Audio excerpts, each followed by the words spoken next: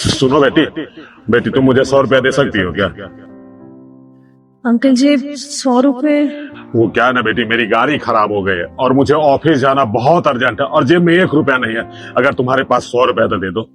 पर अंकल जी मैं तो आपको जानती भी नहीं हूँ और आप इतने अच्छे खासे दिख रहे हैं, आपको 100 रुपए आप मुझसे मांग रहे हैं? पापा पापा इस मजदूर के साथ क्या कर रहे हैं?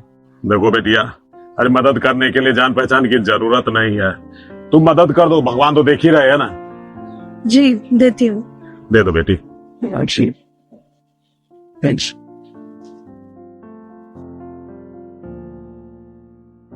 और बेटिया टेंशन मत लेना, मैं 100 के 200 दे के जाऊंगा।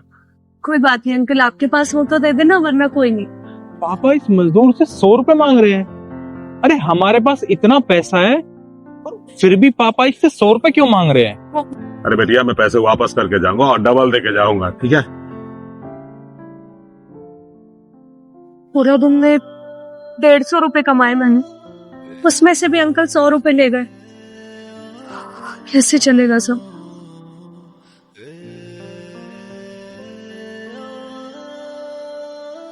पापा ये सब क्या है?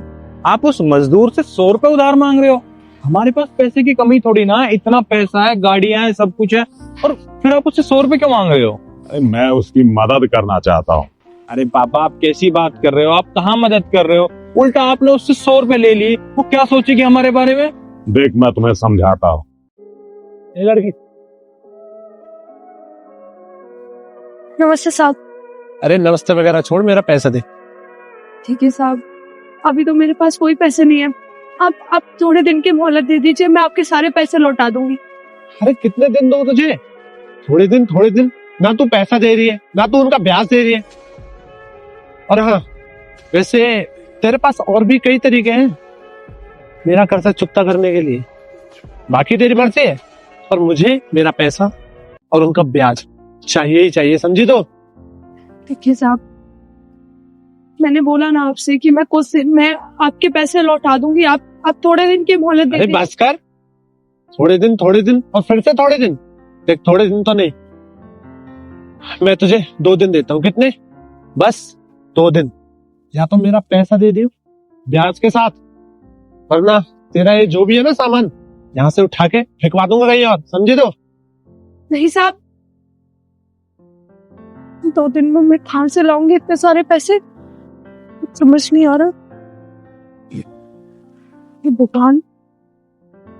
अरे तो पापा आपको उसकी मदद करनी थी तो 1-1.5 लाख रुपए की बात थी, आप उसे डायरेक्ट दे देते। ये सब ड्रामा करने की क्या जरूरत थी? देख अगर मैं उसको डायरेक्ट मदद कर देता तो उसको लगता कि मैं उसे कर्जा दे रहा हूं और भविष्य में उसे कभी न कभी वापस करने।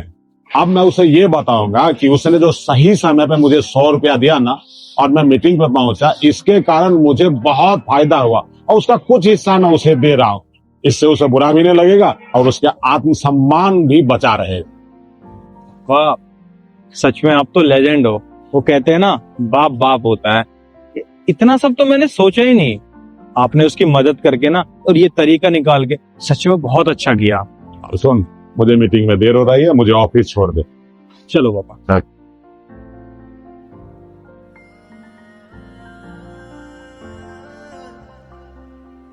अरे बिटिया तू यहाँ बैठ के खाना खा रही है, मैं तुझे ढूंढ ढूंढ के परेशान हो गया। अरे अंकल जी, आप तो काम से गए थे ना, इतनी जल्दी हो गया आपका काम? अरे हाँ बिटिया, तूने जो पैसे दिए थे ना उसके चलते मैं सही समय पे ऑफिस पहुंच गया और मेरी मीटिंग भी सक्सेसफुल हो गई। और जानती है मुझे बहुत फायदा हुआ है उस बिजनेस में। ये तो बहुत अच्छी बात है अंकल। देखो अच्छी बात तो है, लेकिन ये सब तुम्हारे मदद के कारण हुआ है। अंकल जी, मैं कौन होती हूँ मदद करने वाली? मदद करने वाला तो ऊपर वाला है, वो ही किसी ना किसी को जरिया बना के भेजता। आपको उस टाइम 100 रुपए की जरूरत थी तो मैंने आपकी मदद कर दी। तुम बिल्कुल सही कह रही है। और जानती है मेरे को जो बिजनेस में प्रॉफिट हुआ है ना, उसके कारण मैं ये छोटा सा अमाउंट तुम्हें देना चाहता हूँ। अंकल जी, मैं इतने सारे पैसे नहीं ले सकती। देखिए, मैंने आपकी मदद पैसों के लोभ में नहीं की थी, मुझे इतने सारे पैसे नहीं चाहिए अंकल जी। देखो बेटिया, मैं जानता हूँ कि तुम एक अनजान आदमी की मदद ये बिना सोचे हुए कि ये पैसा लेके जाएगा तो वापस आएगा कि नहीं, इस बात की परवाह किए बगैर तूने मेरी मदद की, और तेरी उस मदद के कारण मुझे इतना प्रॉफिट हुआ है, उस प्रॉफिट में से ये छोटा सा हिस्सा मैं तुझे खुशी खुशी दे रहा हूँ, इसे रख लो बेटी। देखिए अंकल, मैं ये पैसे नहीं ले सकती। आपने मुझसे 100 रुपए लिए थे, अगर आपको वापस करने ही है पैसे तो आप 100 रुपए कर दीजिए। मैं इतने सारे पैसे नहीं ले सकती अंकल, प्लीज आप समझिए। देखो बेटिया, अभी तुमने कहा ना है कि भगवान किसी ना किसी को जरिया बना देते हैं मदद करने के लिए। अब तुमने मेरी मदद की, भगवान ने तुम्हें जरिया बनाया, और तुम्हारी मदद से मुझे इतना बड़ा प्रॉफिट हुआ है, तो मेरी भी जिम्मेवारी बनती है ना कि जिसने बुरे समय में मेरी मदद की, जब मुझे प्रॉफिट हुआ तो मदद का कुछ हिस्सा उसे देना चाहिए। मैं इसे खुशी खुशी दे रहा हूँ, तुम रख लो बेटी, प्लीज इनकार मत करना। अंकल जी, आप इतना कह रहे हैं तो मैं रख लेती हूँ। वैसे आपने सही कहा, भगवान किसी ना किसी रूप में आके हमारी मदद कर ही देते हैं। मुझे इन पैसों की सच में बहुत जरूरत थी और उन्होंने आपके जरिए मेरी मदद कर दी। बहुत बहुत शुक्रिया अंकल। देख बेटिया, तू खुश रह, तेरे चेहरे पे ये खुशी बरकरार रहे, बस मैं भगवान से इतनी प्रार्थना करता हूँ, और जानता हूँ कि तू अच्छे हृदय की है, और अच्छे हृदय का रखवाला भगवान होता है। ठीक है, खुश रह। ठीक है।